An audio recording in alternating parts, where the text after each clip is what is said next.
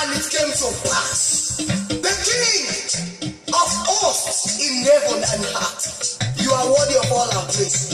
Thank you, Jesus, for who you are, for whom you've been to us, for what you have done so far, for what you are doing, and for what you are yet to do.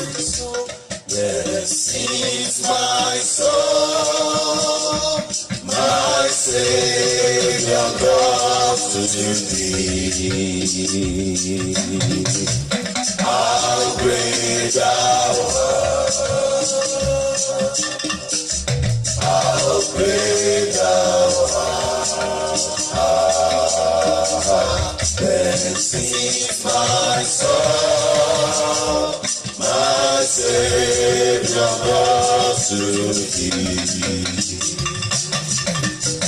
How great thou art, how great thou art. You are highly lifted up. There is no one like you. Hallelujah.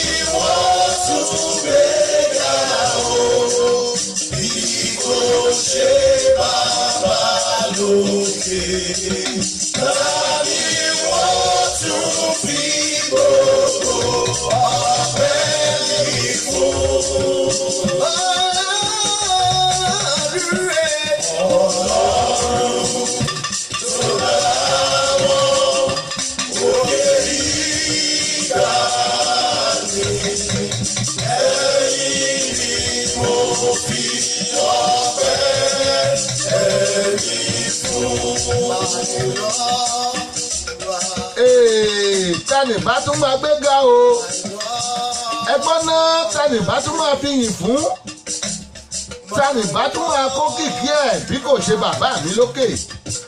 Ọlọ́run ọba mi tó dá àwọn òkè ìgbàanì, ọba tẹ́rẹ̀rẹ̀ kárí ayé, ọba aládé wúrà, àjíbọ̀wọ̀ ọjọ́ gbogbo dára bí ọdún kábíyèsí nù o. Tálẹ̀ mi ìbá tún máa dúpẹ́ lọ́wọ́ ẹ̀. Ta ló ṣoore fún mi? Ta ló ràn lọ́wọ́? Ta ló jẹ́ kí n wà láyé, kí n wà láàyè, kí n wà láàyè ara mi? Ọlọ́run òkè náà ni o, Ọlọ́run ọlọ́wọ́ gbọgbọrọ.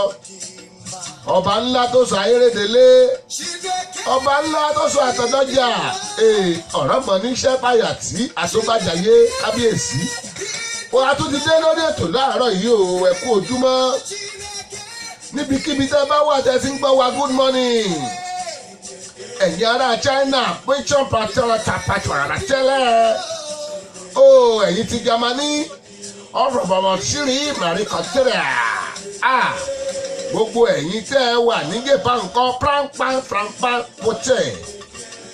mo kí yín o ó ti máa ẹ kú àárọ̀ ẹ kú ojúmọ́ ẹ káàsán ẹ tẹ́ wà lórílẹ̀‐èdè Nàìjíríà bó ni ẹ mọ̀ káàsán aago 12 ó ti lù lọ́dọ̀ yín báwọn ó ti kọjá ìṣẹ́jú 8 ẹ tẹ́ wà ní UK bákan náà aago 12 yín kọjá ìṣẹ́jú 8 gbogbo ẹ̀yin ti Maryland aago 7 wa ló kọjá ìṣẹ́jú 8 ń bí àwa tí Houston Texas ń kọ́ aago 6 kọjá ìṣẹ́jú 8 bó ṣe lọ́wọ́ náà ní ṣọlá ẹ̀ ń bó bá máa di November báyìí wọ́n tún máa change time Yorùbá ní wọ́n yíwọ́ aago irọ́ wọ́n yíwọ́ aago ní London wọ́n yíwọ́ aago ní Amẹ́ríkà orí ètò wa ètò yín early praise ìyìn àjímúná òun náà la wà láàárọ̀ yìí o láti Dayagbọ́lá rédíò TV mo ráwọn èèyàn wa wọ́n ti wọlé ẹ kú àbọ̀ ṣàlàáfíà lẹ́wà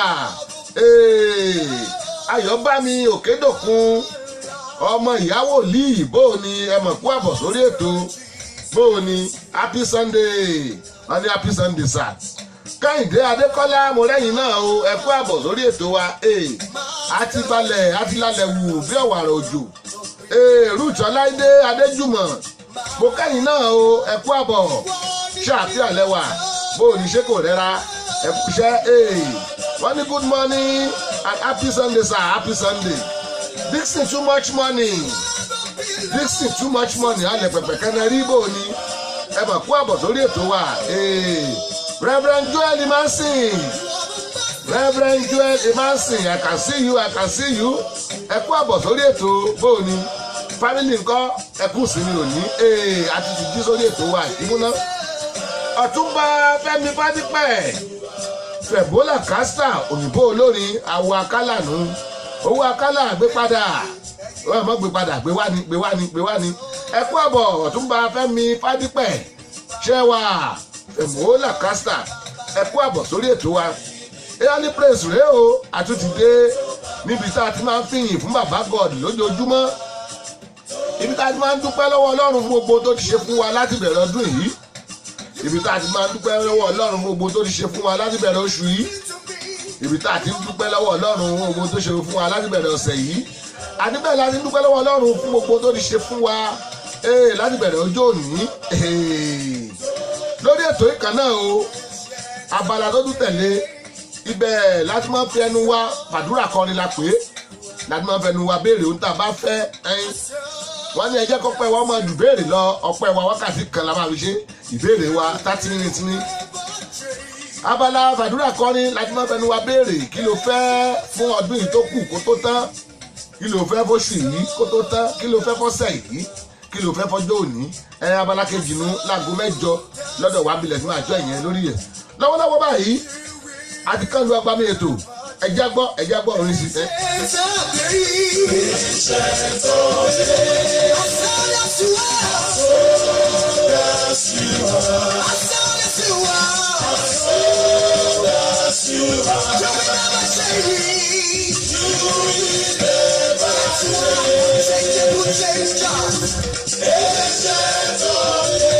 Joel Emansin Reverend Joel Emansin wọ́n ní àwọn tí a sí ní Philadelphia by month end sir okay ẹ rántí pé month end yẹn ni birthday baba ló ń ta o September 29th Baltimore nìyẹn ti máa ṣẹlẹ̀ for stand information mo ti ń jù sórí afẹ́fẹ́ yẹn mo fẹ́ kó tó bí ọ̀sẹ̀ kan sọ́sẹ̀ méjì ní ká tó máa dà á bí ọ̀wàrà òjò ṣùgbọ́n báyìí Reverend Joel Emansin 29th of September tẹ́ ẹ bá ti wájẹ́ Philadelphia lẹ́wà Baltimore làwà wà ẹ méjì ọ̀pẹ́ méjì ẹ̀ débẹ̀ ní 29th of September last Saturday of the month ni yes ní Baltimore baba ló ń ta fẹ́ celebrate 50th mo rí yín o Miss Slimby I can see you welcome to the show Miss Slimby I can see you bàbá gbọ́pẹ́ mi nígbà mo wà láàyè òkú mi ò lè yìn ọ́ o bàbá òkú mi ò lè yìn ọ́ gbọ́pẹ́ mi nígbà mo wà láàyè yes olórí ayọba mo mọ̀ rí yín olórí ayọba bó ni arábìnrin Títí ẹ pẹ̀lẹ́ princess ńkọ́ o princess ńkọ́ ẹ pẹ̀lẹ́ olórí ayọba Ṣẹ́wà, happy Sunday. Ẹ kú ojúmọ́. Happy second Sunday in the month of September. Wo? Ó tóbi, ó lálá, ó bígì. Olórí ayọba mo rí yín hello. Bẹ́ẹ̀ bá sọ pé hello l'Amẹ́ríkà, wá ní kó sọ pé hi.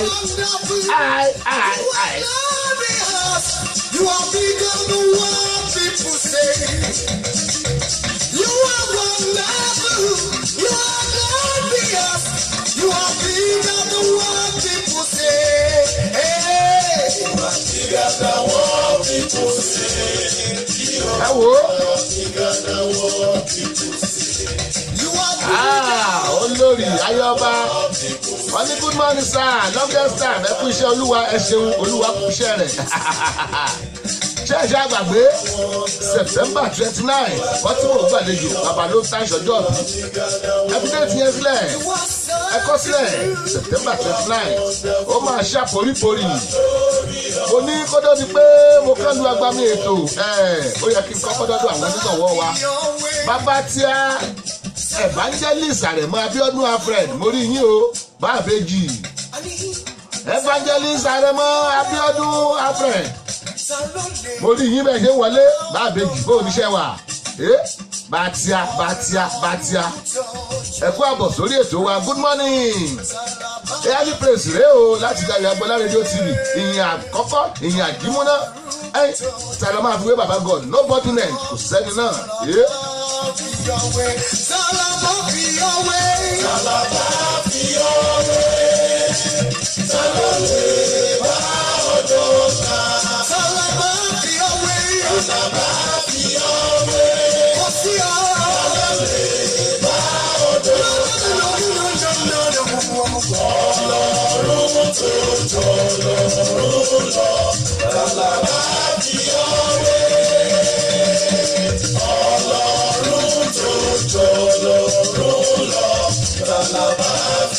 Because there is no one, he want me money, like a love he want me money.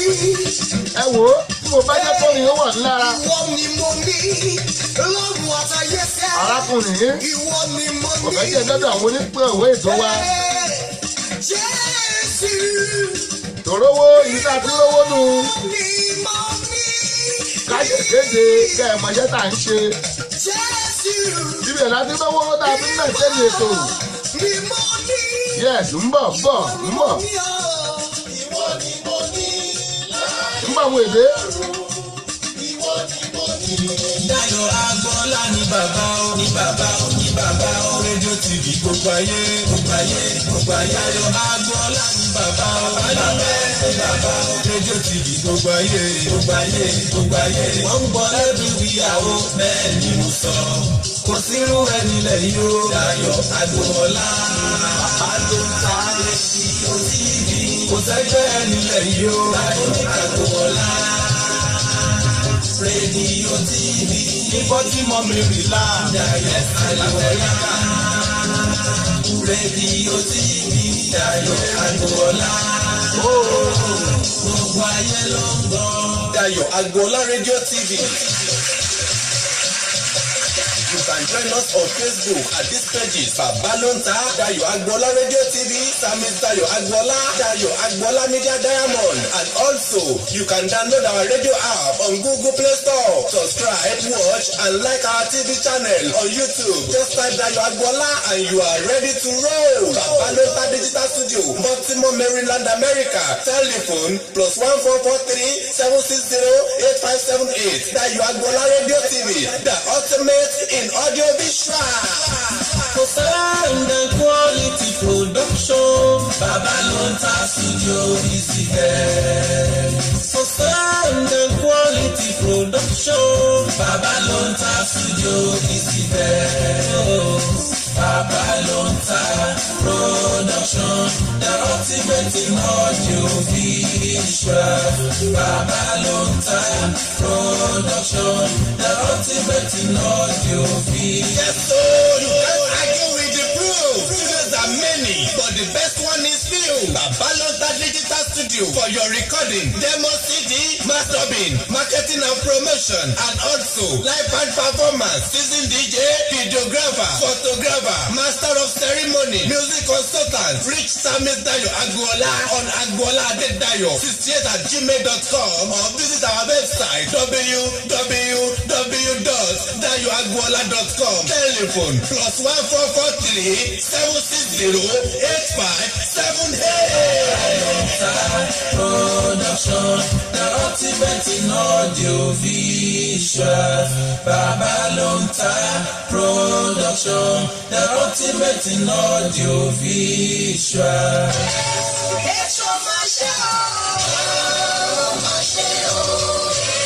Ọpẹ́ fún Olúwa nítorí tí ó ṣe tí àánú rẹ̀ dúró láé. Ọlọ́run ò dá ènìyàn lásán bí kò ṣe láti máa gbé orúkọ rẹ̀ ga.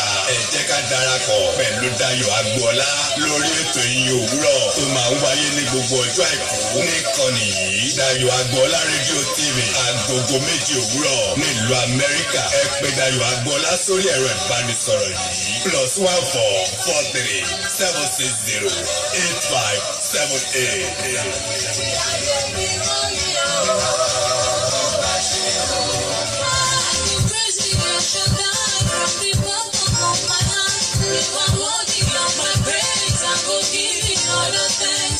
What your prayers cannot do, praises does it better. So join me to praise the Most High God every Sunday morning on Dayọ̀ Agboola Radio TV, Baltimore, Maryland, USA at 7 a.m.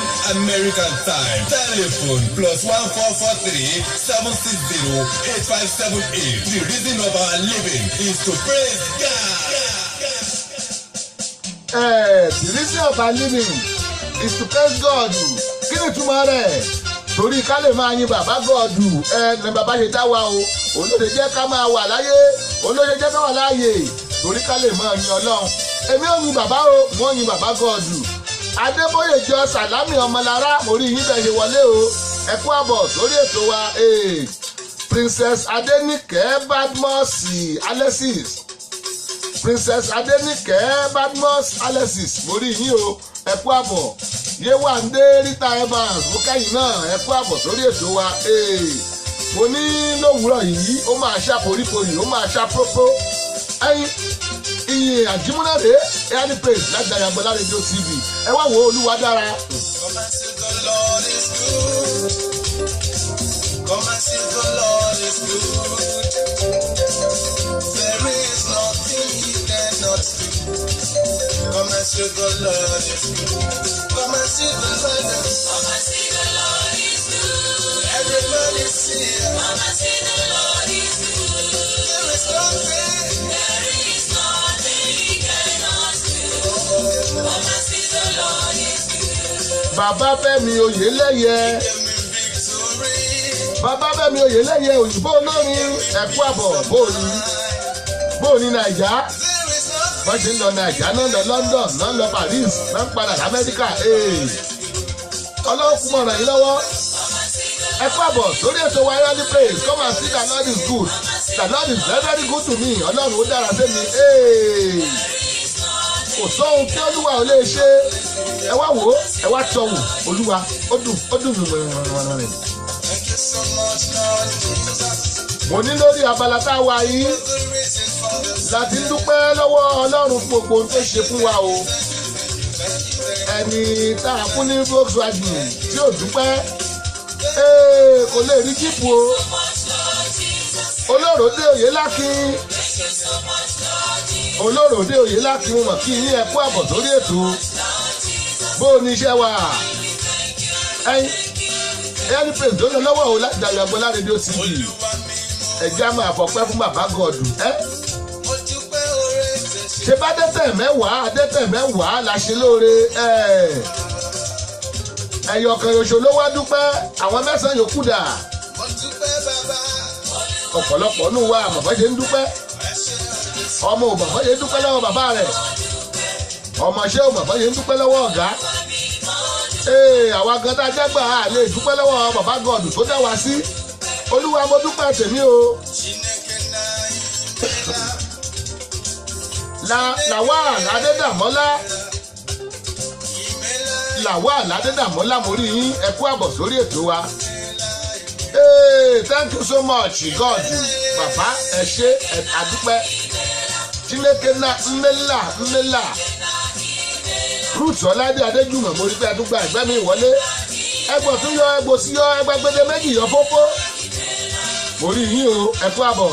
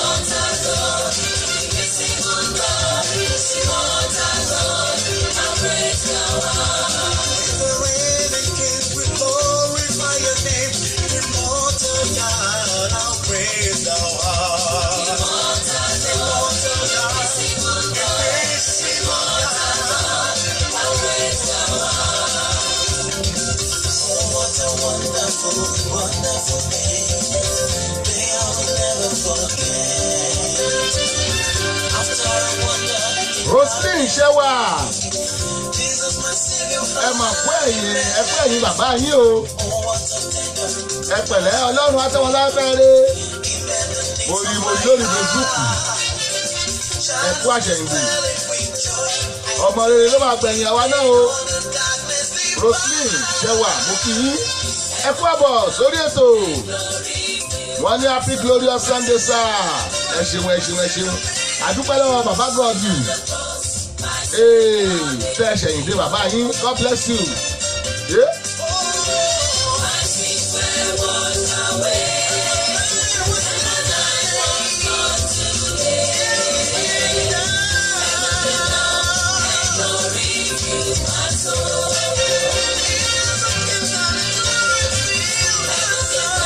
Ọ̀run sọ̀kalẹ̀ ògo kúnná ọkàn mi. Báwo ló ṣe lè gbé ọ̀run sọ̀kalẹ̀ tó o bá yin bàbá gọ́ọ̀dù ní o? Ohun tàdúrà wa ò lè ṣe, ohun tí gbé wa ò lè ṣe, ìyìn ló máa ṣe. Yes, hallelujah ló wó di Jericho abẹ́mọ̀.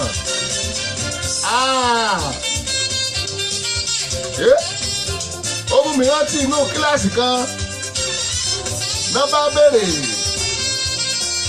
wọ́n ní who destroyed the wall of Jericho? Who destroyed the wall of Jericho? Títà ẹ̀ bá wọ kíláàsì ó kọ́ síbẹ̀ who destroyed the wall of Jericho? Ọmọ kankan ò náwó bóyá náwó sí mi Ṣẹ́gun nìyẹn. Ṣẹ́gun who destroyed the wall of Jericho? Ṣẹ́gun ní èmi máa kọ́ ẹ dákun èmi kọ́ mo wó di Jericho ẹ dákun èmi kọ́. Àdúrà ló wó di Jericho. Ẹyin. Ọmọ rò pé Jericho tó ń bẹ ń bàdàn tó ń bẹ níbi ọ̀nà ẹlẹ́ẹ̀lẹ́. Ọmọ rò pé wọ́n lòun wó di tó wà bẹ́ẹ̀ ni ọmọ ya ẹkún bẹnu ó lòun kọ́ òun kọ́ lòun wó di Jericho. Àdúrà ló wó di Jericho.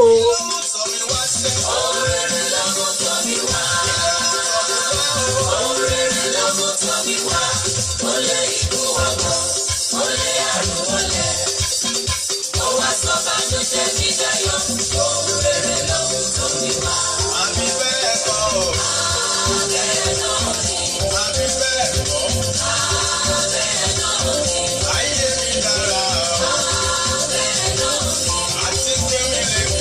tó o bá lè gbóná náà lọ́rùn kí wà ló fẹ́ jó fún jìgìdì àbígi àbómi àbí pálí ìṣáná tó so nǹkan mọ́ sọ́pẹ̀ ìtura ọlọ́run lèmi jó sí lọ́rùn bàbá gọ́ọ̀dù àtọ́bàjáyé obìnrin ní jẹ́ èmi ni I am that I am ó nìyẹn.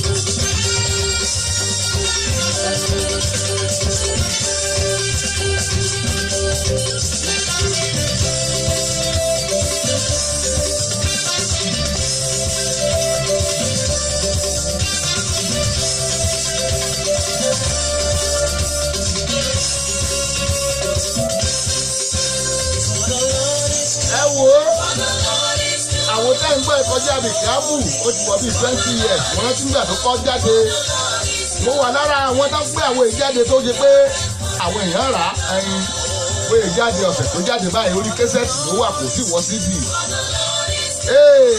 wọ́n wá fún mi ní franchise ẹ̀ mo ṣe sórí cd wọ́n bá wọn èèyàn ta ẹyin ọlá tó lè gún òkú bí ẹ̀ fún kẹ́ ọlá tó lè gún òkú bí ẹ̀ fún kẹ́ mo rí yín bẹ́ẹ̀ ṣe ń wọlé o. Ẹ mà kú sí mi ò ní ṣe àfihàn lẹ́wà the Lord is good to me bó o ní ẹ̀yìn kọ́ Olúwa dára ó dára sí mi.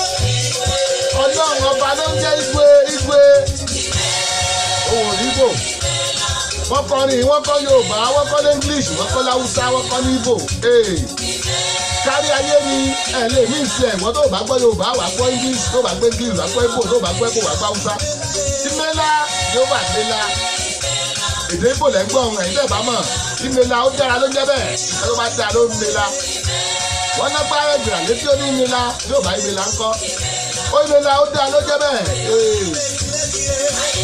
tó bá ní mẹ́lá ó dùn máa ó tún dùn mọ́ nù wọ́n gba létí ó ní mẹ́lá ó dùn mọ́.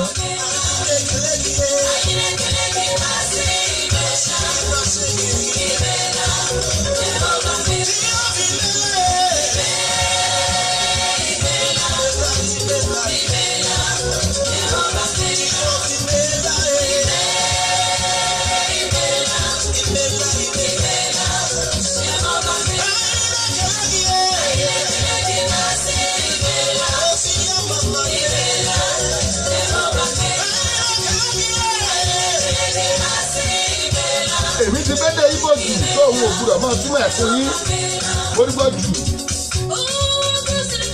irú àwọn èdè Ìgbò tó bá simple báyìí ni ò gbúdọ̀ máa sọ àwọn bíi ebi máa ń pa mí ekolo kankan àtọ́jẹ́ ekolo ń gbẹ́ja àwọn Ìgbò tẹ́mi mọ̀ nù báwọn simple wọn bí eléyìí wọn ò gbúdọ̀ máa sọ mo fẹ́ sọ̀túnmọ̀ ẹ̀ fún yín ni ẹ̀yẹ yá máa sọ bẹ́ẹ̀ ó gòsì ni máa gọ́ sí ó gòsì ni máa gọ́ sí máa sọ̀túnmọ̀ ẹ̀ fún yín ń bọ̀.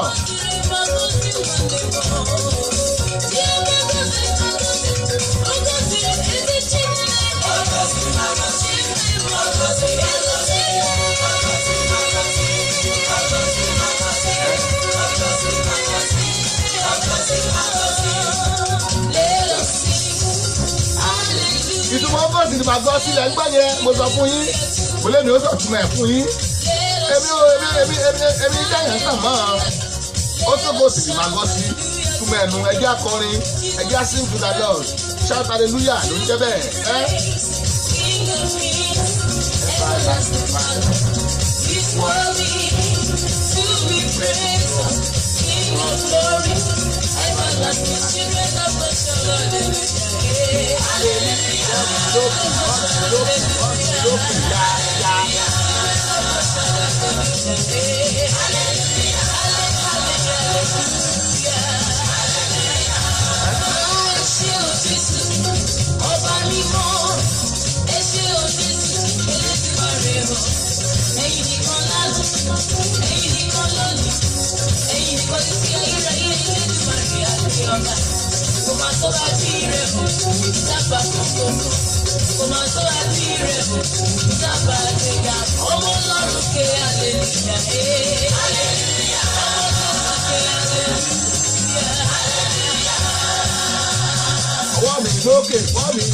wọ́n mi lókè yẹ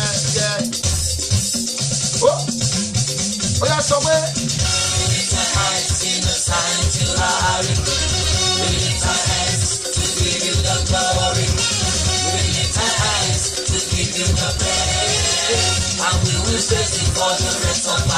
káwọ́ ẹ̀ sókè ló ń jẹ́ bẹ́ẹ̀ kó káwọ́ ẹ̀ sókè kó yin Ọlọ́run fún gbogbo ọjọ́ ayé rẹ kọrin nínú ilé Olúwa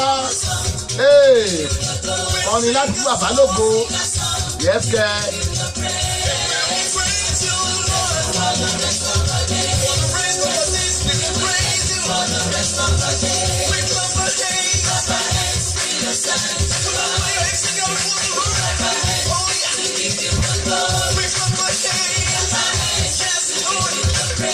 Mo fẹ́ kí ọpẹ́ àwọn èèyàn mo fẹ́ kí ọpẹ́ wọn kó dákò lọ́wọ́ wọn ni mi ò ṣe yọrin kúrò torí pé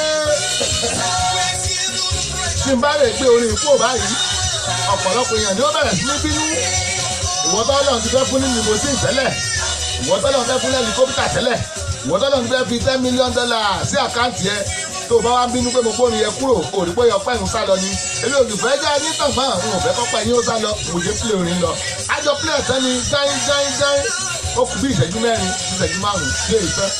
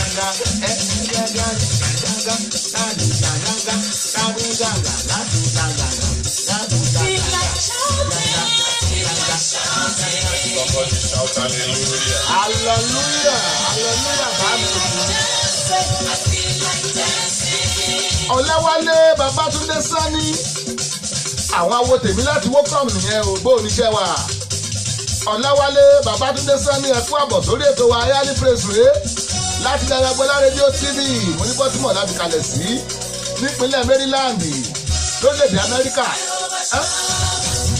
Ẹ̀kọ́ wọn máa dárúkọ mi Ebenezer wọn máa dárúkọ mi ìyàwó Ebenezer.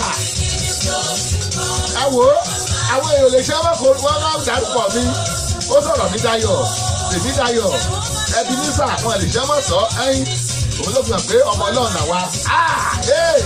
Eli kàbíkàbí.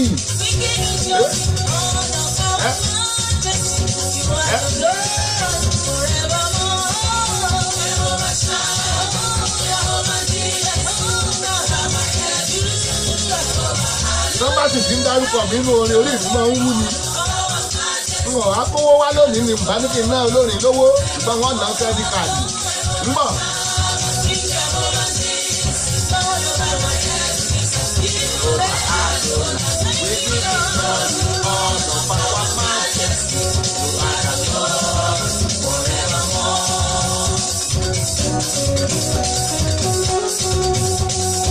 Ṣé ẹ bá gbọ́ kìtá yẹn Portal ló ta kìtá yẹn àwọn tó ti ta kìtá bò pé Portal Philip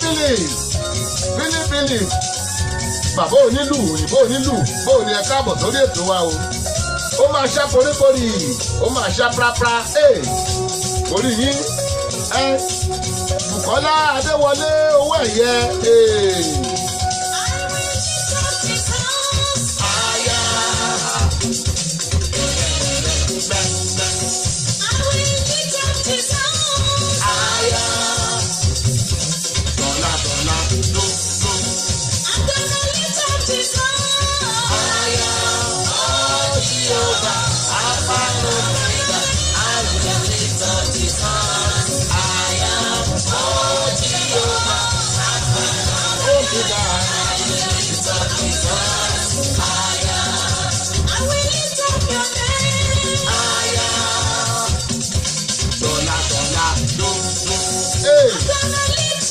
arrangement kì bọ́bọ́ lórí orí mo ní wọn ò ní gbé kúò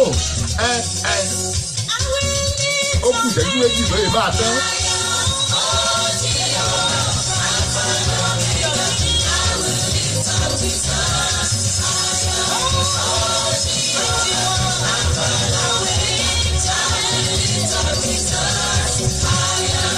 Hallelujah, hallelujah, hallelujah, hallelujah, hallelujah, hallelujah. Ẹ ṣé bàbá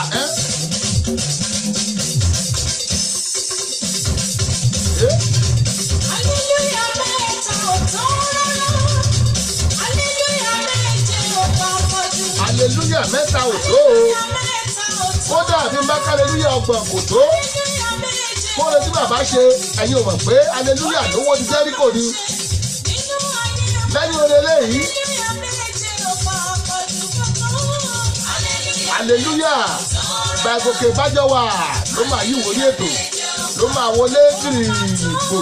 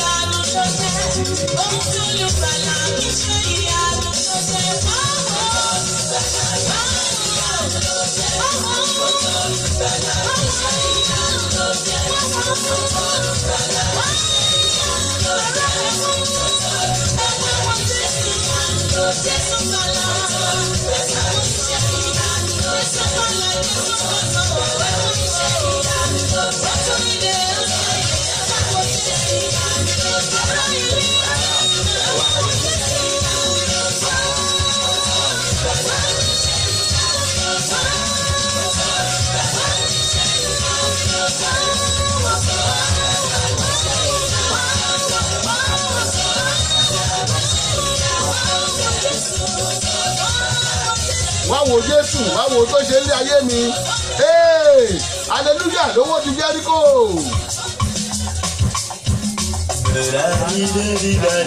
Gòkè bájọ́ wà rèé. hallelujah hallelujah hallelujah lówó jẹ́ kò jẹ́ kọ́ lóore.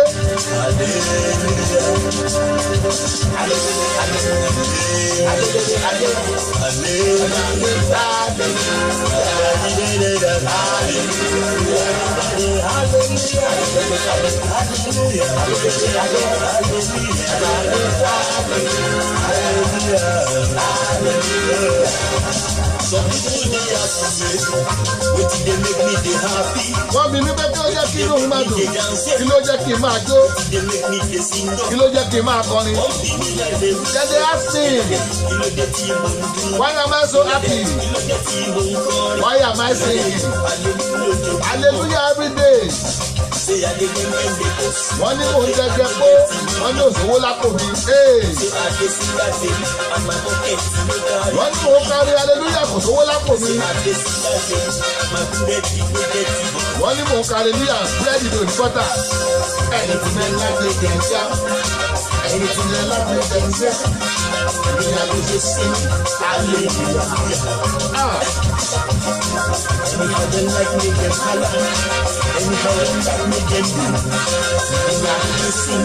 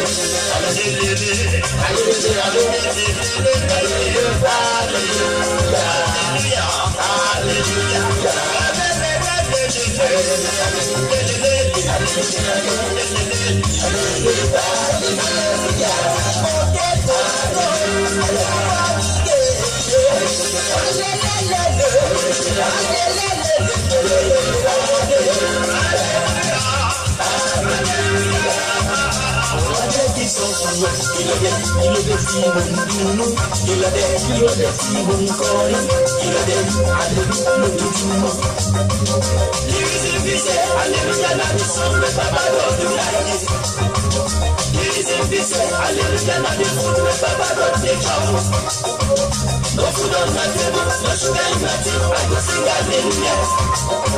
If I praise am today, so I go cook but I prepare it tomorrow. Now you make the reason why I dey sing hallelujah. My time will come someday. In the land of the free. God is the owner of my soul.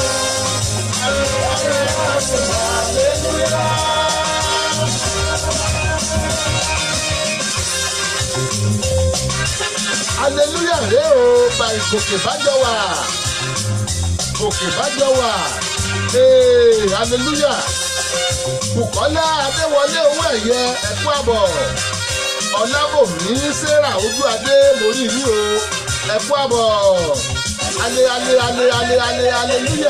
orin hallelujah náà la máa kọ lọ́rùn kò sédè tó yẹ pé bẹ́ẹ̀ bá pa hallelujah the same thing náà ló jẹ́ bẹ́ẹ̀ pé lédè òyìnbó hallelujah bẹ́ẹ̀ pé lédè àwọn Ísírẹ́lì hallelujah bẹ́ẹ̀ pé lédè Haúsá hallelujah ẹ pé Yorùbá hallelujah ẹ pé lédè Òsì Èkìtì gan hallelujah ni ẹ pé lára àwọn èdè tó wà lórílẹ̀-èdè àgbáyé èdè Èkìtì Òsì Èkìtì wà ní. Ẹ bá gbọ́dọ̀ yẹ bí ìlú àwọn India.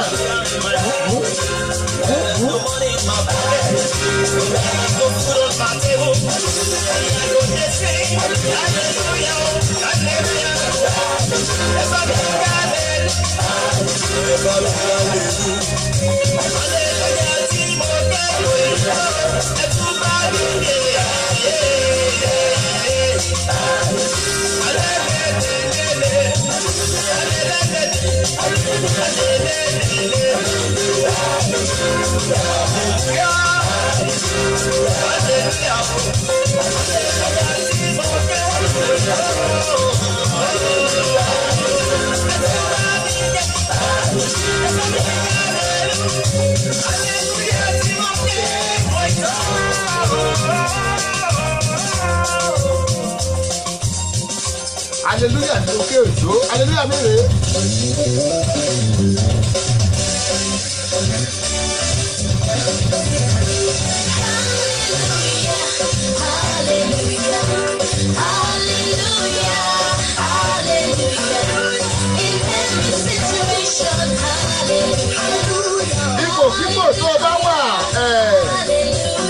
hallelujah.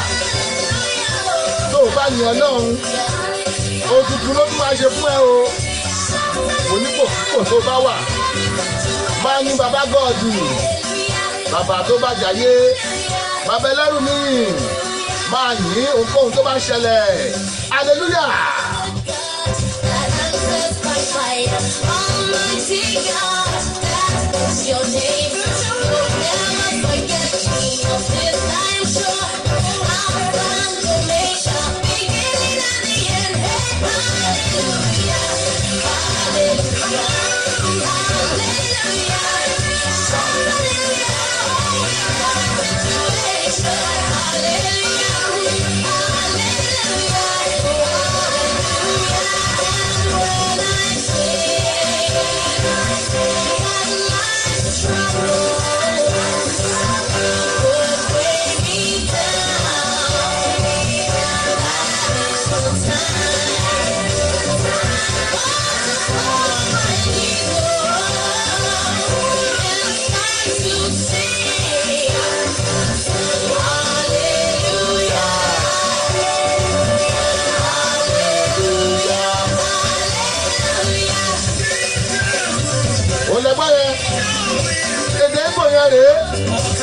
Ọ̀kàkà nàrẹ́kẹ̀lẹ́ fún ọ̀sán yòókù mọ́.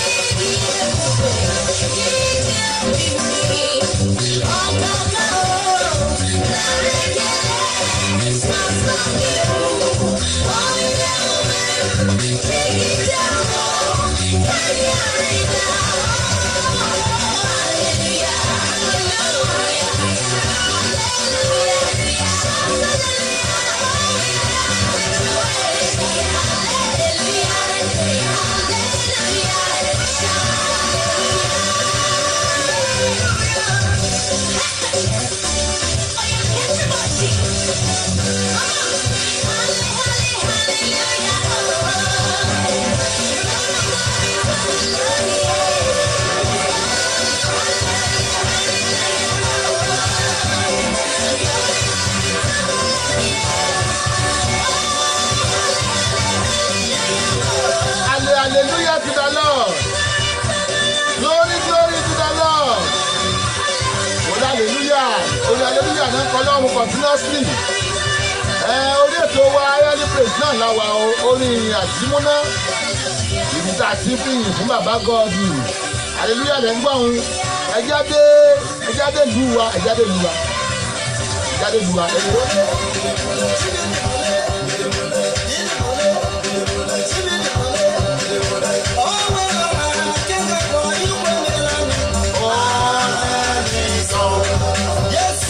Ẹ̀gbọ́n Ibo, ọwọ́ báyìí lónìí, mo mú yín lọ sí ìlú mi kejì nìyẹn, pé mo jọ Ibo, ọmọ jọ Ibo. Ibo sàngèrè àsótó dábìyìn Jésù òde.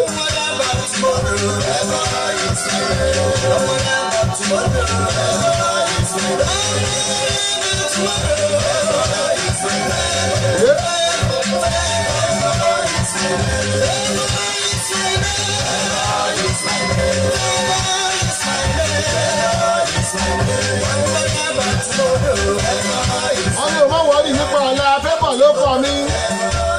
Favour is my name, don't worry about me tomorrow.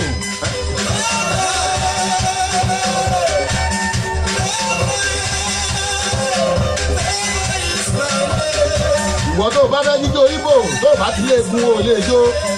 Wá ti kọ́kọ́ jẹ́ ẹ̀bà, jẹ́lú ẹ̀bà, àtọ̀bẹ̀ ẹ̀gúsí àti gbọ̀kọ̀tọ̀.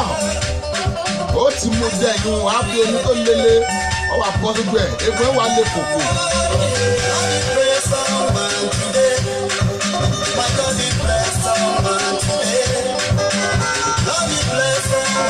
Ògùn náà máa ń ka bí tiẹ̀ kọ̀ọ̀kan ní òjòjò Yorùbá. Àwọn Chinese náà máa ń dóru tó bá wọn. Kankan kàkàkà ni egun ẹ̀ gbúdọ̀ lé. Wọ́n gbọ́ bí tì í mọ́.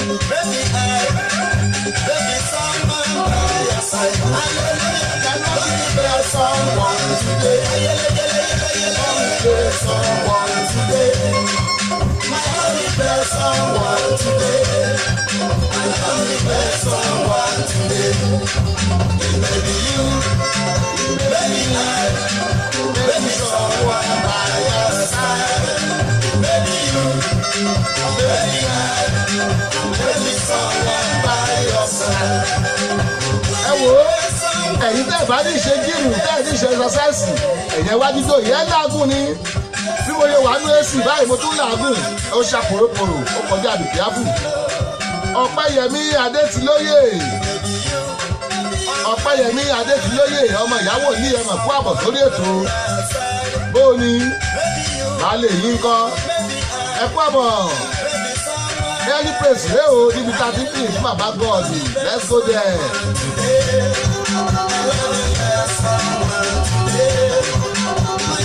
Mo ní láàrin bí ìṣẹ́jú márùn-ún sísìn báyìí a máa kọlu agbami ètò fàdúrà akọrin níbi tí wàá ti fẹnu rẹ béèrè ohun tó fẹ́ lọ́wọ́ bàbá God tí wàá fi fẹnu ara rẹ sọ ohun tó fẹ́ lọ́wọ́ Olódùmarè fàdúrà akọrin nígbà àwọn èdè.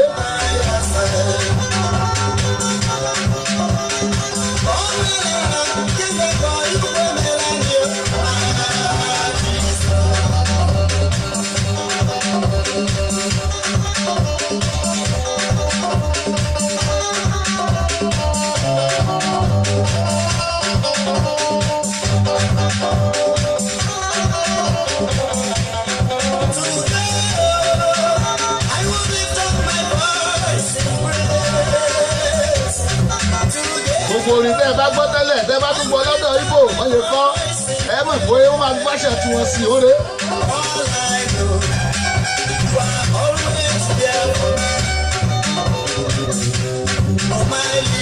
Ẹ̀yẹ́ máa gbọ́ bẹ́ẹ̀sì gítà yẹn ẹ máa gbọ́ ẹ ṣe research lórí ẹ gbọ́.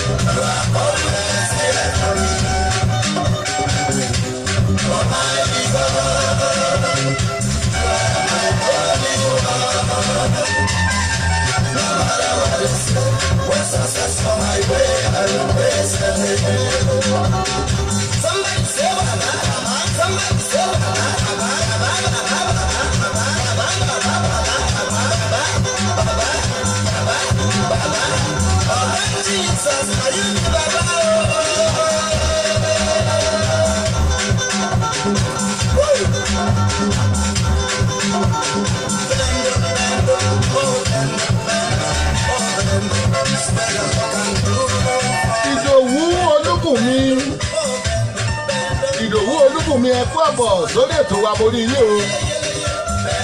Ètò wa yá ní pèsè láti Dayo Agboola rédíò TV. Mo ní Baltimore làwọn Áfíríkà sí.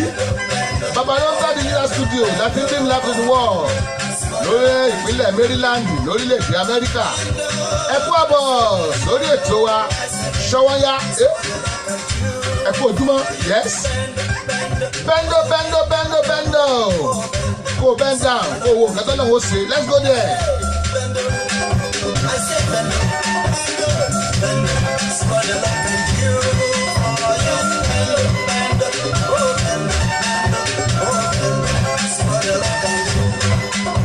Ó tó di pé akẹ́lu agbami àìgbélé tó kù ẹ̀jẹ̀ sáré gbórin látọ̀dọ̀ Gbénga Ògúndèyí Gbénga pẹ́lẹ́pẹ́lẹ́ lóore.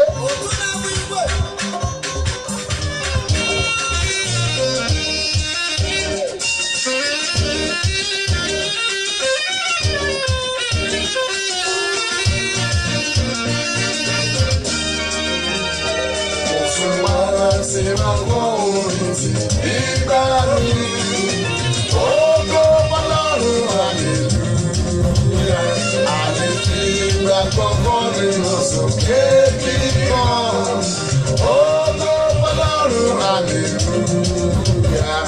Adéwálé Ọlọ́lá ẹ mà kú àbọ̀ sórí ètò bàbá tí mẹ́rin happy Sunday ọmọ ọlọ́run ní ẹ̀tọ́ láti máa kú sáyọ̀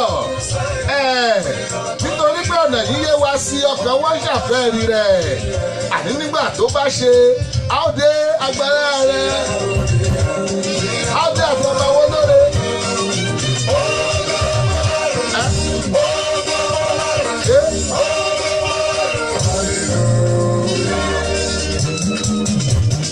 mo wá dúpẹ́ tèmi ẹyin dáadé lóore tí ò bá dúpẹ́.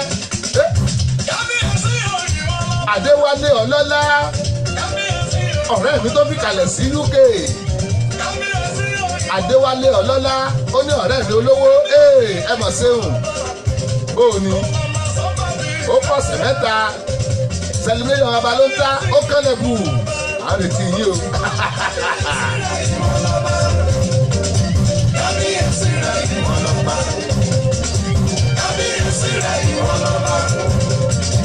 Kábíyèsí rẹ̀ ìmọ̀lọ́pá, ó máa ma sọ bàbí rẹ̀.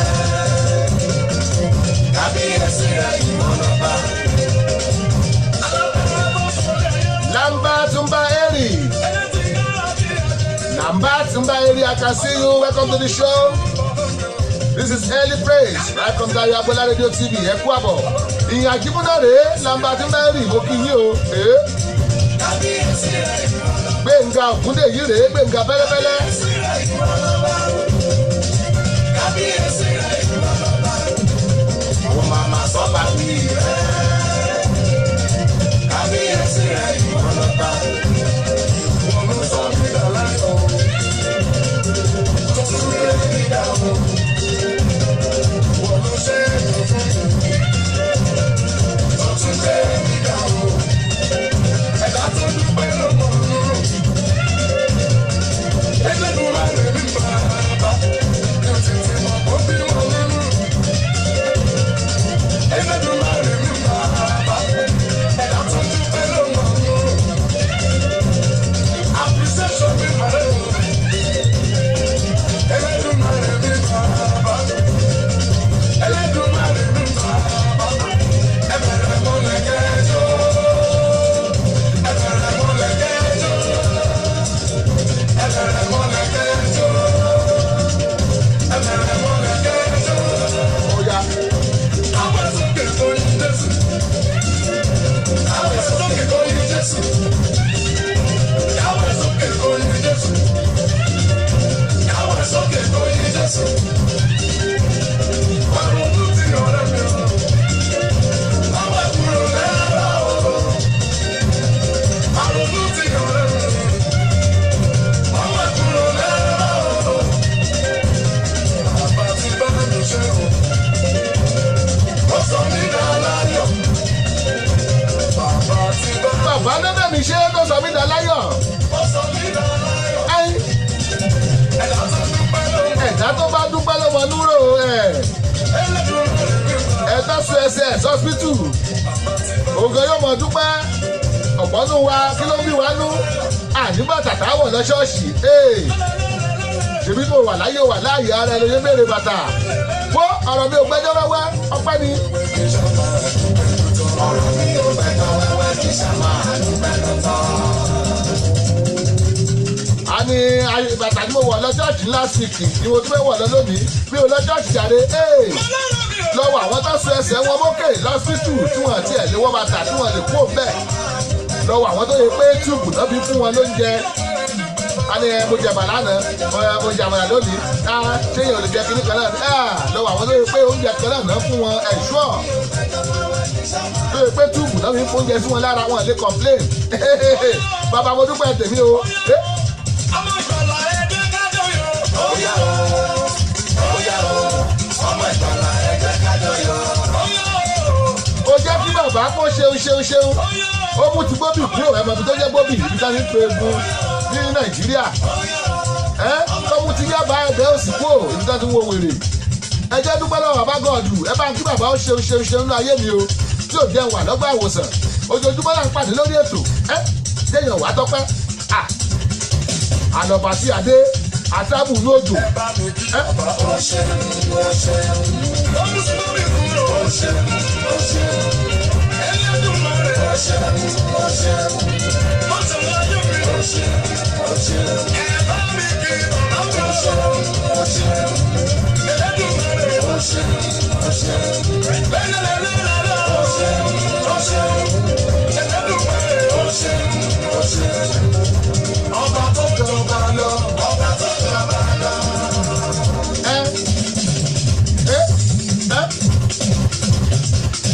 Ọba tó jọba lọ, ọba àwọn ọba nìyẹn, òun ló ṣe wá lóore. Ìjẹjọ́ alábà pàdé lónìí, ọba tún dá wá sí apàdé. À ń ṣètò lójoojúmọ́ ẹ̀ ń wá à ń pàdé. Kí ló dé láti wá lè dúpẹ́ lọ́wọ́ bá gọ́ọ̀dù? Ọba tó jọba lọ, ọba tó jọba lọ, ọba tó jọba lọ. Kábíyèsí ọba tó jọba lọ. Supremacy kábíyèsí ọba tó jọba lọ.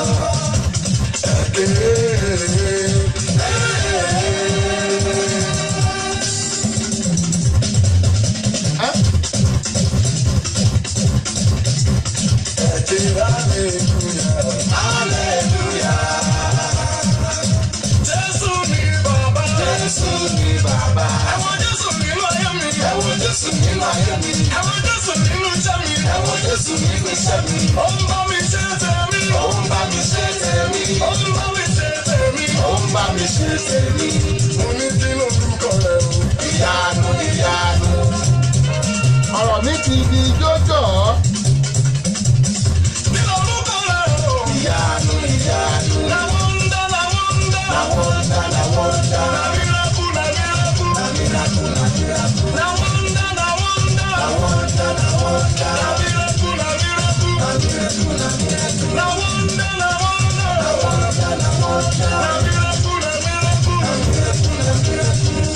Ọmọ Jésù rẹ̀ ó ìjọsìn o. Ọmọ Jésù rẹ̀ ó ìjọsìn o. Ẹ wò ó tí bá fi Gbénga sílẹ̀ kò ní jẹ́ pọ̀ lórí ètò yìí. Ṣé ẹ bá wojú aago yín lọ́dọ̀ tí wàá rà yín? Aago mẹ́jọ kọjá ìṣẹ́jú mẹ́rin. Ẹ̀yin tẹ́ wà lórílẹ̀‐èdè Nàìjíríà. Aago kan tí yín kọjá ìṣẹ́jú mẹ́rin nìyẹn. Bákan náà ẹ̀yin ará UK. Aago kan yín yóò kọjá ìṣẹ́jú mẹ́rin.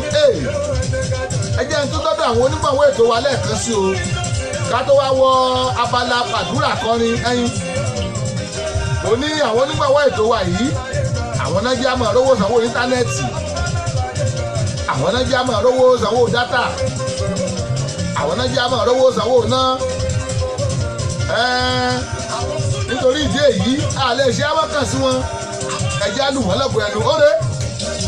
Dayọ̀ Agbọ́lá ní bàbá ó ní bàbá ó ní bàbá ó. Rédíò TV gbogbo ayé gbogbo ayé gbogbo ayé. Dayọ̀ Agbọ́lá ní bàbá ó ní bàbá ó ní bàbá ó. Rédíò TV gbogbo ayé gbogbo ayé gbogbo ayé. Wọ́n ń gbọ́ ẹ̀rù ìyàwó bẹ́ẹ̀ ni mo sọ.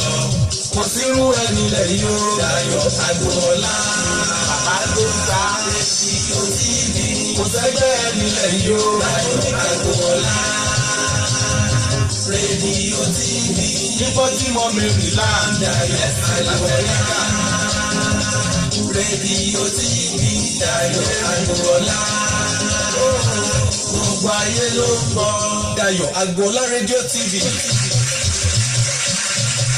You can join us on Facebook at these pages: Babalonta, Dayọ̀ Agbọ́lá Radio TV, Samis Dayọ̀ Agbọ́lá, Dayọ̀ Agbọ́lá Media Diamond, and also you can download our radio app on Google Play Store. Subscribe, watch, and like our TV channel on YouTube. Just type Dayọ̀ Agbọ́lá and you are ready to roll. Babalonta Digital Studio, Baltimore, Maryland, America. Telephone +1443 760 8578. Dayọ̀ Agbọ́lá Radio TV, the ultimate in audio visual.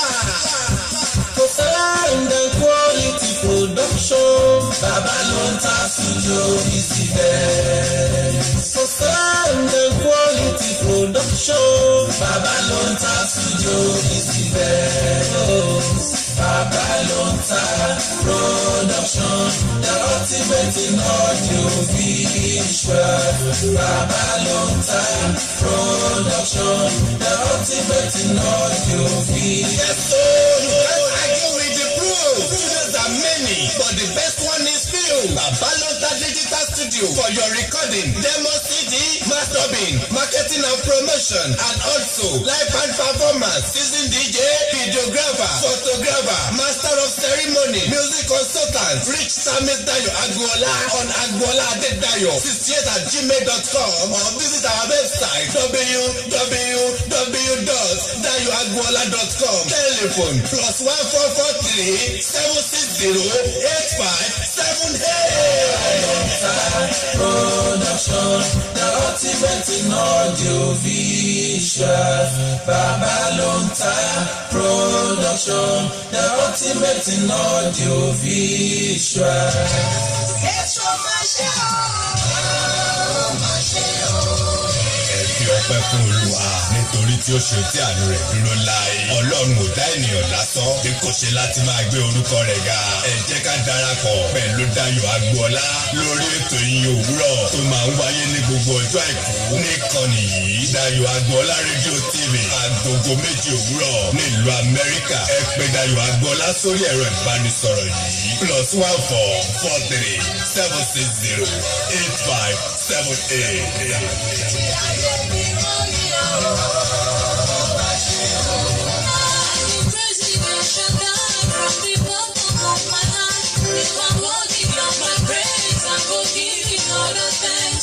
What your prayers cannot do, praises does it better. So join me to praise the Most High God every Sunday morning on Dayọ̀ Agboola Radio TV, Baltimore, Maryland, USA at 7 a.m. American time. Telephone +1443 760 8578. The reason of our living is to praise God. Mo dé sí Ọlọ́run, fàánú bá mi ṣe. Mo dé sí Ọlọ́run, fàánú ohun bá tí mi àdúrà ṣe. rẹ ò bá lè gbà èyí ló máa gbà ó orí yí ẹkú àbọ̀ tó yè wọlé Ọ̀rọ̀ mi. bàbá divine lórí yí ẹkú àbọ̀ o pásítọ̀ Elúfadéjì Elijah Olúṣẹ́gun ìpele tá a wà yìí abala gbàdúrà kọ́ni ni ohun tó lómi bá ti kọ ìwọ náà sọ nǹkan tó lómi bá ti sọ bẹ́ẹ̀ ìwọ náà sọ ibi la ti máa ń gbàdúrà fún ohun tá a fẹ́ kó ṣẹlẹ̀ sí wa níwọ̀nba oṣù tó kù yìí ibi la ti ń gbàdúrà ohun tá a fẹ́ kó ṣẹlẹ̀ sí wa níwọ̀nba ọdún yìí ohun tá a fẹ́ kó ṣẹlẹ̀ sí wa níwọ̀nba ọ̀sẹ̀ tá a mú yìí àti níwọ̀nba ọjọ́ òní tá a wà let's go gbàdúrà kọ́ni pẹ̀lú ẹ̀sọ́ tiẹ̀ tó yè wọlé Dubai promotion mórí yín o bó oníṣẹ́ wà.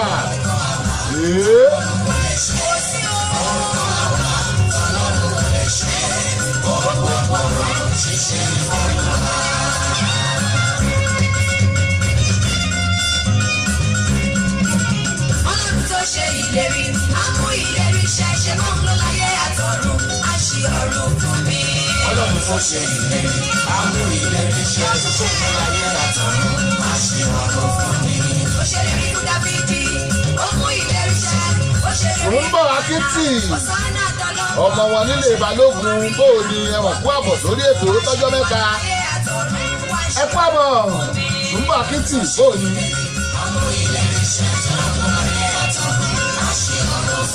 Iná wá wá wá kójó wọn rún. Iná wá wá wá kójó wọn rún.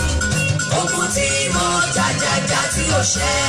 Iná wá wá wá kójó wọn ó rún. yá Iná wá wá wá kójó wọn rún. tó wọn. Ọmọ ayé mi dànù. Ogun tí mo jàjàjà tí ó ṣẹ. Iná wá wá wá kójó wọn rún. Ó yá iná wá. Olúgbénga Adéwọlé Àlùkò mórí yín o. Iná ńlá wọnú mi wájú ogun ayé mi dànù. Olúgbénga Adéwọlé Àlùkò welcome.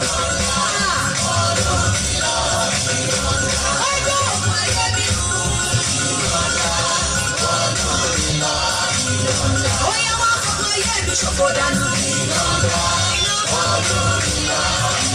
Holy Ghost fire. My spirit, feel my soul, feel my heart. Holy Ghost fire. My spirit, feel my soul, feel my heart. Princess Rebecca mórí yín o. Ìyá wa Oyègbàmí. aya bàbá wa bó oníṣẹ́ wa ẹ̀kú àbọ̀ mo ní abala tá a wà yìí la ní gbàdúrà akọrin ẹnu wa la fi ń sọ tó lóní bá ti sọ ẹ̀bẹ̀ mi yín sọ hey don't disturb me let's go. Fire for fire ni ẹ fi ṣe. Fire for fire ni ẹ fi ṣe. Fire for fire. Ó bá ṣe lára jẹ́ bí. Àwọn ọ̀tá tó yọwọ́ iná. Gbogbo ọ̀dùn rẹ̀ ṣínà wọlé. Fire for fire ni ẹ fi ṣe. Ọ̀nà tí mo ṣe gbà lórí ẹnu. Bóyá ó bá bẹ̀ orí ẹnu. Ọ̀nà tí ó gbé gbà láti ràn mí lọ́wọ́. Ọ̀tá mi bá bẹ̀ orí ẹnu. Ọ̀nà tí mo ṣe gbà lórí ìyanu. Ìyanu lórí. Fọ́nrán ó bá bẹ̀ orí ọ̀nà. Ogun ní fọ́nrán orí. Tí ó gbé gbà láti ràn mí lọ́wọ́. Ọ̀tá mi bá bẹ̀ orí ọ̀nà. Ọ̀tá mi bá bẹ̀ orí ẹnu. Ọ̀tá mi bá bẹ̀ orí ọ̀nà. Ọ̀tá mi bá bẹ̀ gbogbo. Ọ̀tá mi bá bẹ̀ orí ọ̀nà. Ọba tó fi Jésù dìde, jí ayé mi dìde. Ọba tó jí Jésù dìde, jí ayé mi dìde. Ọba tó jí Jésù dìde, ó jí ayé mi dìde. Jí ayé mi dìde. Ó kọjá mẹ́rin ní lásàkó agbára rẹ̀ ló jí dìde. Jí ayé mi dìde. Ọmọbìnrin ló kọ́ ọjà ìlú agbára rẹ̀ ló jí dìde. Jí ayé mi dìde. Ilé gbogbo tó kù nínú ayé ní agbára rẹ̀ jí wọ́n dìde. Jí ayé mi dìde. Something go happen today. Something go happen today. Something go happen today. Something go happen today. Fire will come down again. Fire will come down. I said fire will come down again. Fire will come down.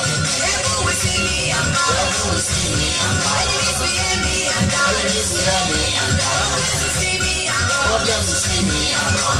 Now, owners of people don't carry on. Owners of people don't carry on. Owners of people don't carry on. Owners of people don't carry on. ẹlẹ́rù òsì bẹ̀rù ẹ o olúwa májẹ̀mú rẹ o yẹ. Májẹ̀mú rẹ ò yẹ. Olúwa májẹ̀mú rẹ ò yẹ. Èèyàn ló yẹ májẹ̀mú Ọlọ́run ò yẹ. Ẹ̀wọ̀n ayé mi o, ẹ̀wọ̀n fàyè mi dára rere. Bàbá rẹ̀ o. Bàbá kò sóhun tẹ́ lè ṣe. Ẹ bá mi ṣe. Bàbá kò sóhun tẹ́ lè Èèyàn ṣe. fún mi gbọ́. Ẹ̀wọ̀n náà ayé mi ò ẹ̀wọ̀n fàyè mi dára rere. Ọba ayérayé, kò sẹ́ni tẹ́ ò jù lọ. Ọlọ́run tó dáyé, kò sóhun tẹ́ ò lè ṣe. Àrọ̀ ní ìbániṣe, kò sáṣẹ tẹ́ ò lè pa. Àní ẹ̀wọ̀n nú ayé mi o, kẹ́tù fi mi ṣe wọ̀dà fáráyé. Ìrere ló dáyé. Bàbá kò sóhun tẹ́ lè ṣe. Gbogbo ẹ̀ ló lè ṣe. Bàbá kò sóhun tẹ́ lè Ọlọ́run ṣe. ṣe pátápátá. Ẹ̀wọ̀n náà ayé mi ò ẹ̀wọ̀n fàyè mi dára rere. Sọ pé èmi tí mo jìyà lórí ọmọ, mo jèrè ọmọ. Èmi tí mo jìyà lórí ọmọ ó jèrè ọmọ. adéṣọlá àjọbọ ẹkú àbọ̀ sórí ètò ẹ wo ẹ̀yin tẹ́ bá jọkùnrin ẹlẹ́yin tẹ́ jìyà lórí aya ẹ jèrè aya o ẹ̀yin Mo jèrè ọmọ. Èmi tí mo jìyà lórí ọmọ ó jèrè ọmọ. Èmi tí mo jìyà nílé ọmọ, mo jèrè ọmọ. Èmi tí mo jìyà lórí aya ó jèrè ọmọ. Èmi tí mo jìyà nílé ọmọ, mo jèrè ọmọ mi. Èmi tí mo jìyà lórí aya ó jèrè ọmọ. Ògo ṣe ìdìbò já ìdìbò dúró ìdìbò wá. Ó ṣe ìkọjá ìṣòro ìkọ wá. Ògo ṣe ìdìbò ìdìbò dúró ogun kó ṣẹ́ ìyè kó wá ìjì kó dúró ìdè kó já ọlájẹ̀ǹdé orí òkè borí yín ẹkú àbọ̀ olúgbèǹga adéwọlé àlùkò wọ́n ní good job thank God ẹ ṣé ẹkú àbọ̀ ẹ wò abala tá a wà yìí ní kálukú ní fẹnu ara ẹ gbàdúrà ó tó bá pẹ́ lọ́wọ́ bàbá gọọdù ọ̀pọ̀ ọ̀nù wa ni òun ọ̀pọ̀ yẹn ń gbàdúrà tó máa pe àdúrà fún wa ṣùgbọ́n ẹ má rìpíìtì ohun tó lórí bá ti sọ ẹ má rìpíìtì ẹ̀.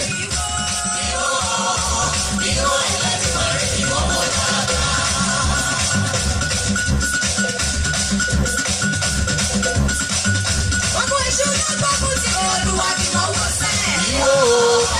Ìwọ Elédùmarè kì wọ́n wọ bàbá. Ọmọ ẹjọ́ bí wọ́n fi tóbi tún Ọlọ́run bá mi o. Ìwọ Elédùmarè kì wọ́n wọ bàbá. Àwọn mìíràn tí mi ọmọ di lọ́wọ́ mi bàbá o. Ìwọ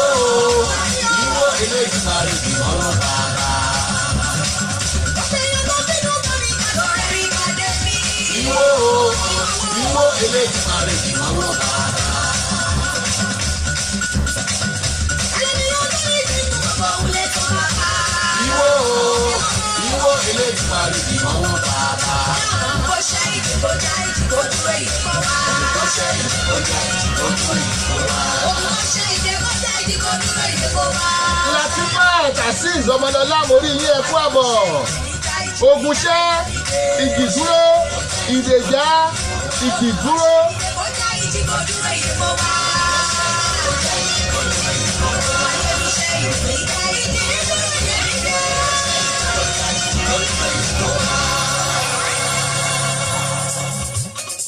Fẹ́nu ara rẹ sọ nǹkan tó lónìí bá ti sọ màá rí tèmi ṣe lọ́dún yìí jàre. Nǹkan tó bá ti gbọ́ lẹ́nu olórin máa sọ máa rìpíìtì ẹ̀. Màá rí tèmi ṣe lọ́dún yìí o.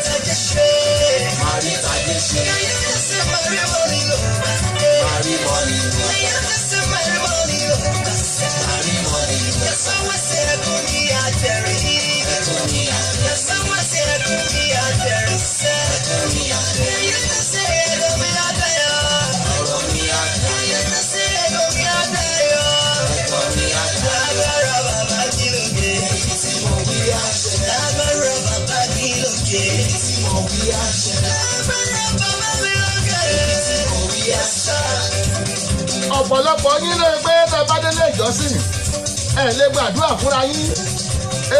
Ẹ wo àtọ̀mọ́ra ẹni là ń pètè mí nílé o.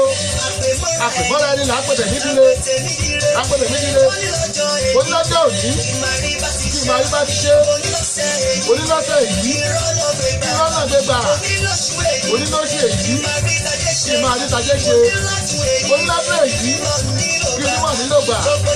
Gbogbo ìdáwọ́lé mi ó yọ orí sí rere àti bí àtimú ní kó tẹ̀sí lọ́rùn kí n bá wò wájú kí n máa rálàánú kí n bá wẹ̀yìn wò kí n máa ríre kí n bá ṣe ń kọ́lé kí n máa ra káà àlàáfíà pẹ̀lú rọrùn ni mo fẹ́ bàbá ẹnu ẹ̀ sọ tiẹ̀ àwẹ̀.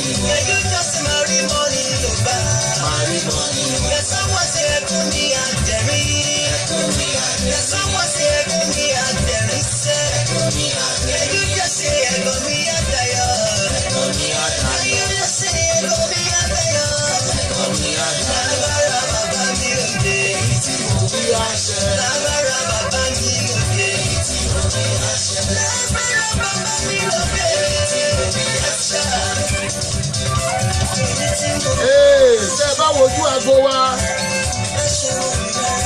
ó kù ìṣẹ́jú mẹ́sàn-án ká pọ̀ lórí ètò lónìí.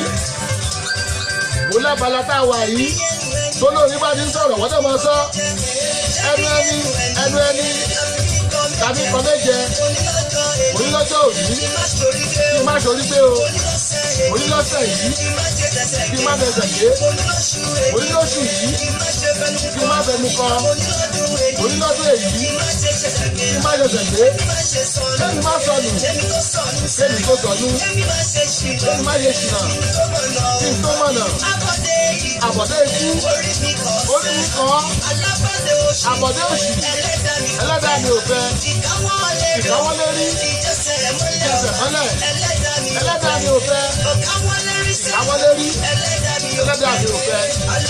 Àlàáfíà àti ìtẹ́lọ́rùn mo fẹ́ bàbá.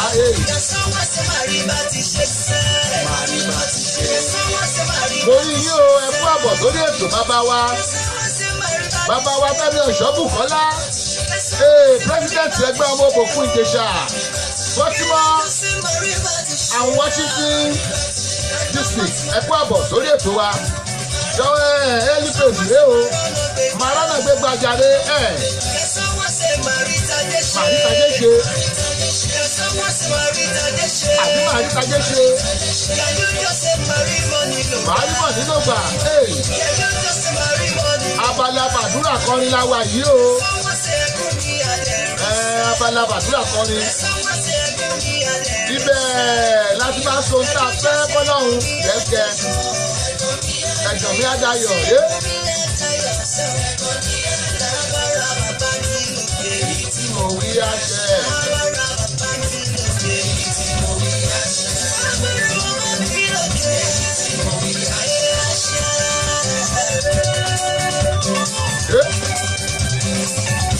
Ẹnu ẹni la fi ń kọ mẹ́jẹ o. Àdìrẹ ta lóbìnrin ẹ̀ ṣe pé wọ́n ń jó líle olówó líle èmi líle ń tèmi o.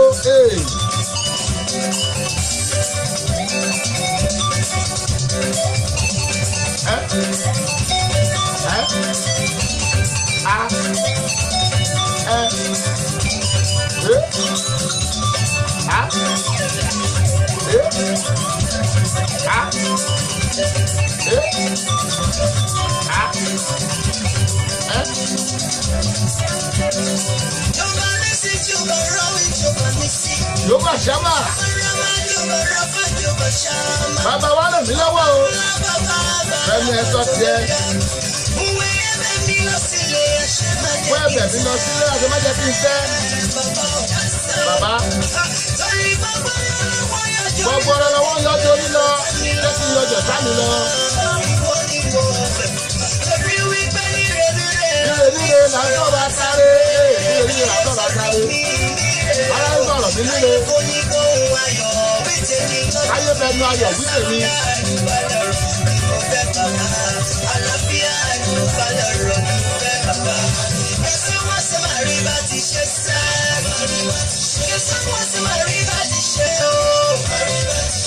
Bàbá wa báyìí tóyè wọlé wọ́n ní due to unforeseen circumstances Sauty cannot make it to the studio this morning. He will be around to play live today in Maryland. Ó yẹ kẹ́nìkan wá sórí ètò wa láàárọ̀ yìí Sauty. Bóyá ojú òjò ráyè wá. Ẹ má wọrí. Bẹ̀rù máa play lónìí. Ó bá àwọn èdè.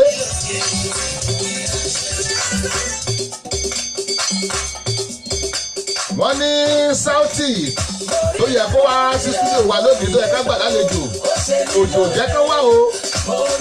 Wọ́n ní kẹ́ pàdé wọn lónìí ní Maryland. Wọ́n máa play lónìí.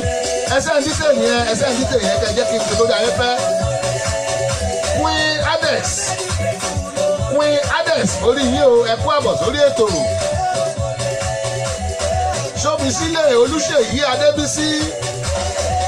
Ṣóbísílẹ̀ Olúṣèyí Adébísí mo kí yín ẹ kú àbọ̀ sórí ètò wa o. Abíọ́lá Olúwatóyìn Animashaun mo lẹ́yìn náà o. Ẹ kú àbọ̀. Ẹ wò ó kù ìṣẹ́jú mẹ́ta àbí ìṣẹ́jú mẹ́rin sí lórí ètò wa. Ṣùgbọ́n ìṣẹ́jú mẹ́rin yẹn a máa fi gbádùn ara wa ní ká tó wà lọ jíjó kábíyèsí. Sauty tó yẹ kó wá kọrin ó yẹ kó wá studio wa ká gbà lálejò lónìí. Torí bí nǹkan ṣe rí kò ráàyè wá. Ṣùgbọ́n tó bá sẹ́yìn ní tèmi màá sọ fún máa play fún yín lónìí ní Maryland. Bàbá wa Tóyè wọlé ẹsẹ̀ díẹ̀.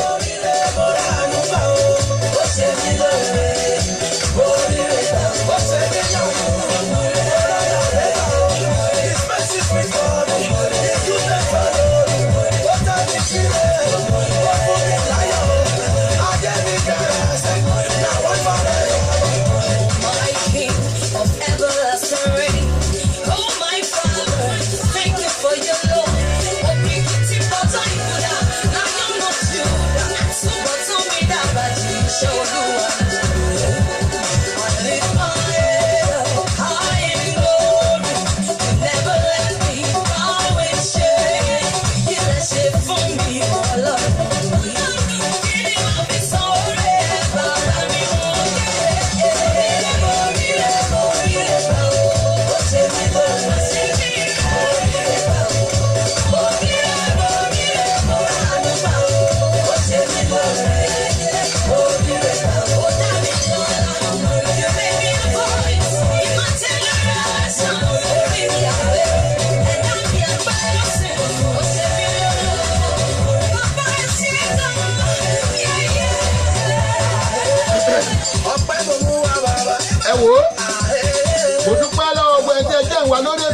o ìgbà mélòó ni wákàtí kan àtàbọ̀ fi máa ń tán àlòtán pẹ̀lú oore ọ̀fẹ́ Ọlọ́run a bẹ̀rẹ̀ láago méje lọ́dọ̀ wa ń bí aago mẹ́jọ àbọ̀ lólù yìí a bẹ̀rẹ̀ láago méjìlá ní Nàìjíríà aago kan àbọ̀ lólù yìí a bẹ̀rẹ̀ láago méjìlá ní UK aago kan àbọ̀ lólù yìí àrò fáyọ̀mọ́ àjọpẹ́ ló kù adúpẹ́ lọ́wọ́ bá gọ́ọ̀dù adúpẹ́ ọba tó fún wa lójú tá a fi rí ó fún wa lẹ́nu a fi ń sọ̀rọ̀ a fi ń buta ó fún wa létí tá a fi ń gbọ́ràn ó fún wa lẹ́sẹ̀ a fi ń rìn a fi ń jó ó fún wa lọ́wọ́ a fi ń ṣo tó wù wá ọpẹ́ ló yẹ fún bàbá gọ́ọ̀dù yẹn o kò gbowó kò gbóbi kò gbà kankan lọ́wọ́ wa ó dá wa sí ọ̀pọ̀lọpọ̀ èèyàn ní mílíọ̀nù lọ́wọ́ tó yẹ pé hospital gan ò lè fún ọ lálàáfíà àwa dúpẹ́ lọ́wọ́ ọba o tó fún ọ lálàáfíà mọ́mọ́rẹ́ olúwa mọ́mọ́rẹ́ lílọ tá à ń lọ báyẹn jẹ́ lọ jíjó kábíyèsí ẹ̀jẹ̀ àpàdé tó bá di láago kan lọ́la lórí ètò wa Ṣọ́wọ́nyá ẹ̀jẹ̀ àpàdé lórí ètò wa Ṣọ́wọ́nyá láago kan lọ́la aago 6 ní Nàìjíríà ètò Ṣọ́wọ́nyá ni ẹ̀jẹ̀ àpàdé ǹjẹ́ tí dìgbà náà ẹ̀jẹ̀ àjíjó kábíyèsí náà.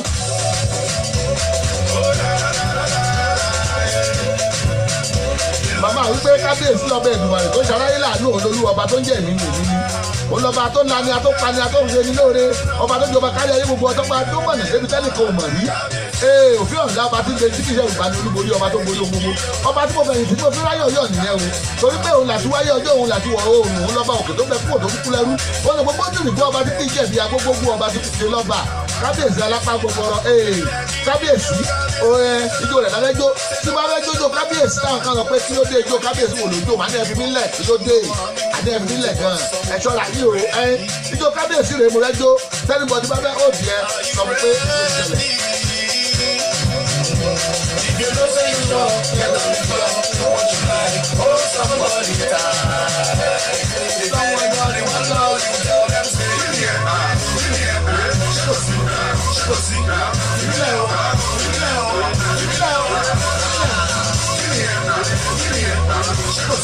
because Olúwa bless you,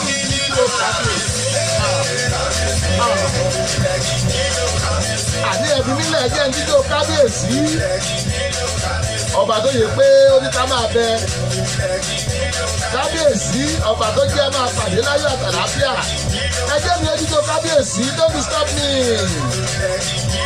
ẹ̀ tó bá dà dúró pé má dídó kábíyèsí tí n bá mu àbí kí nìyẹn náà ṣé kò sí yẹ ẹ́.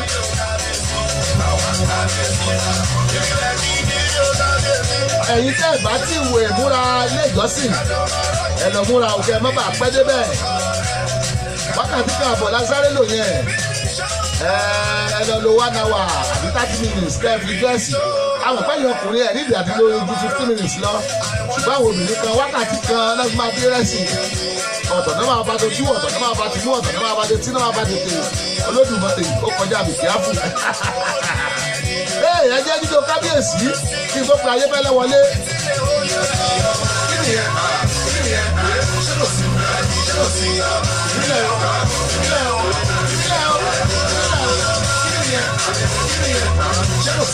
Because Olúwa bless you,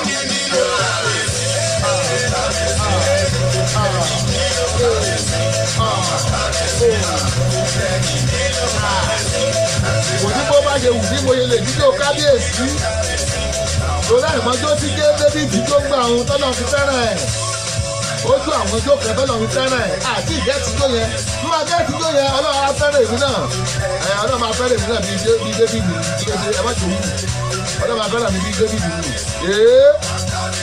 ó yá o mo fẹ́ fà yín lé mo fẹ́ fà yín lé mo fẹ́ fà yín lé mo fẹ́ fà yín lé mo fẹ́ fà yín lé Dr. Joel Ọláyínká ọmọ Ayébẹ́lẹ́ ọjà FON member order of Niger mo fẹ́ fà yín lé wọn lọ́wọ́ ó yá let's go there. ó máa ró ó máa ró ó máa ró orúkọ ó máa ró ó máa ró ó máa ró orúkọ agbolo ayọ̀ ó máa ró ó